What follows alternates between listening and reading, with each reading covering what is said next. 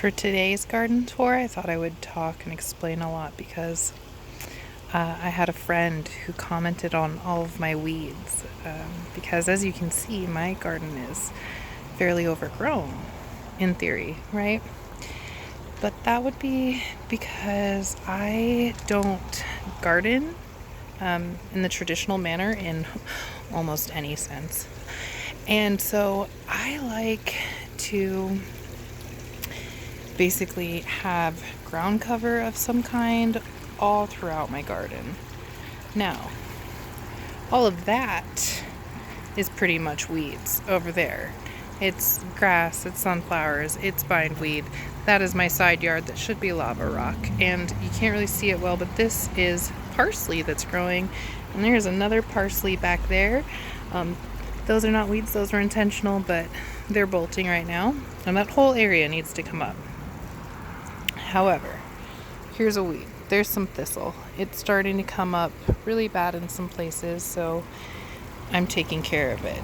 100% that is a noxious weed I don't want in my garden. Everything else, acceptable. So we have chives, and then we have bush beans and marigolds, which I intentionally planted, mallow, which is edible, sunflowers.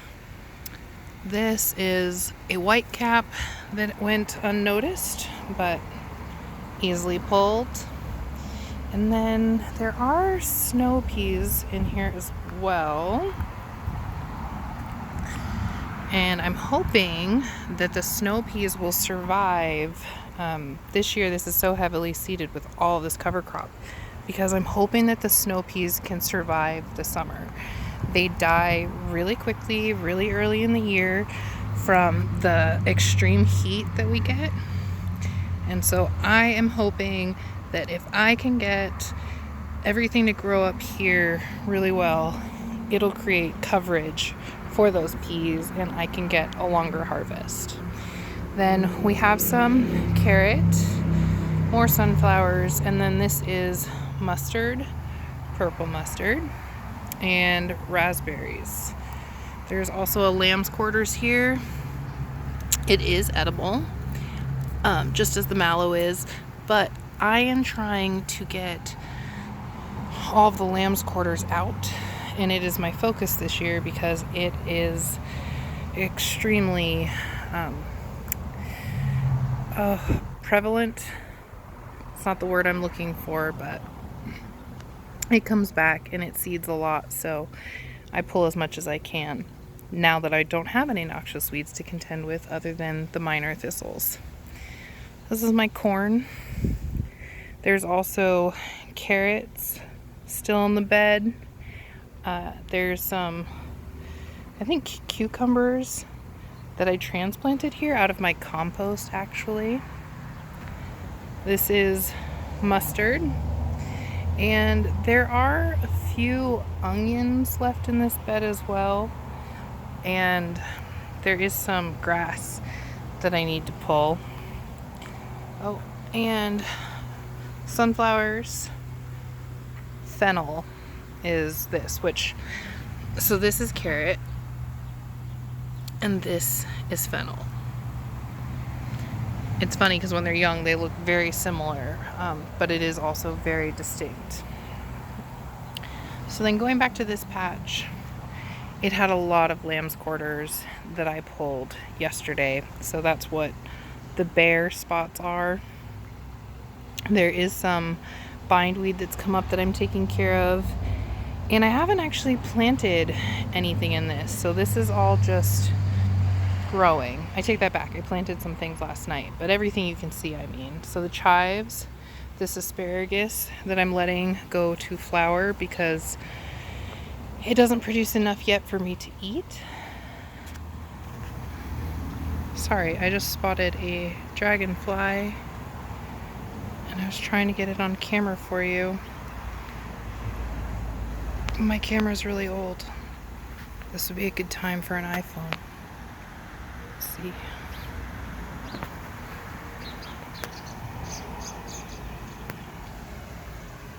Oh, I scared it off. Okay, it was beautiful. It was blue. I couldn't get it for you. Sunflowers. This is radish, and then more mustard and radish. There's quite a bit of radish, which I just harvested. Sunflower. This is all calendula, so basically I have a lot of random things growing in here that are edible. Again, mustard and radish here. Mustard is in my hand, radish is this beautiful pink flower. And the calendula will produce beautiful orange and yellow flowers. And then over here, all of this is growth from last year as well. So there's a bunch of radishes throughout here, tons of sunflowers.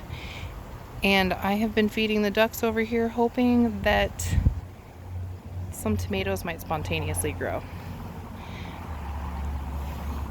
Sunflowers, lamb's quarters, carrots, radishes, calendula. Those are my main cover crops this year.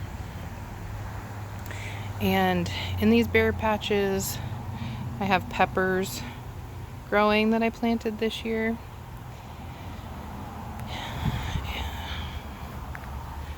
That's mallow that's poked through. Again, edible. I could pull it, I could leave it. That is bindweed. I will get back there and pull that. Dandelion, which I've basically gotten rid of just as much as I have the thistles, so they just pop up here and there, so it's really manageable to take care of this year. I've gotten rid of goat heads and cheatgrass and all sorts of things. This is corn that's popping up through here, planted much later than my other corn. So you can see it's like 2 inches tall out of the ground compared to that bed, which, gosh, I'd say some of them are close to a foot tall at this point. Then this is horseradish, and this is all ground cover clover. I haven't planted anything here either this year. These are sunflowers.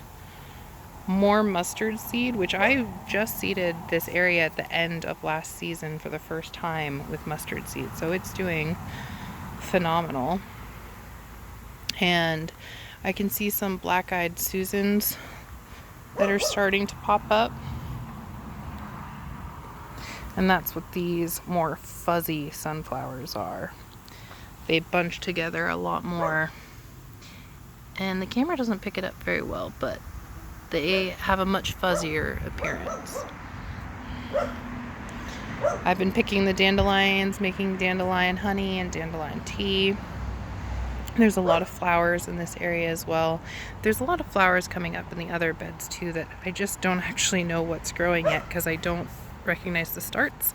And I planted, like, it was just a package of wildflowers for sun areas and also another package for shade areas. That's my mugwort, which is doing phenomenal as it does every year. And then sage is off to the left of it. It makes a great cover for the ducks. I mean, it's great in teas, like that's what I use it for, but that's why they love the space. I did plant beans along this back area too, and I saw a couple pop up. Actually, I think I forgot to show it.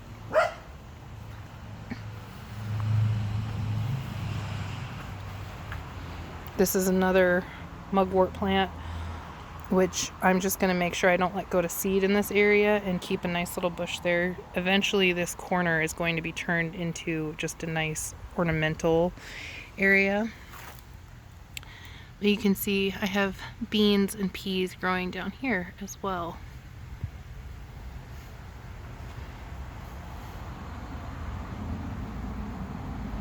And then a bunch of calendula, carrots.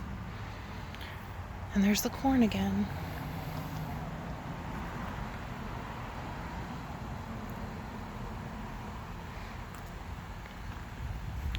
Eventually all the plants will have trellised up and created like basically this beautiful drapery all along this fence line. I have this area left to contend with that is not technically weeds because it's grass, which is somehow more difficult in ways.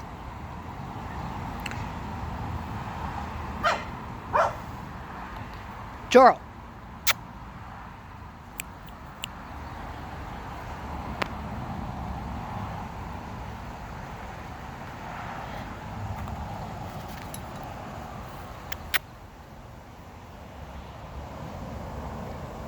Sit.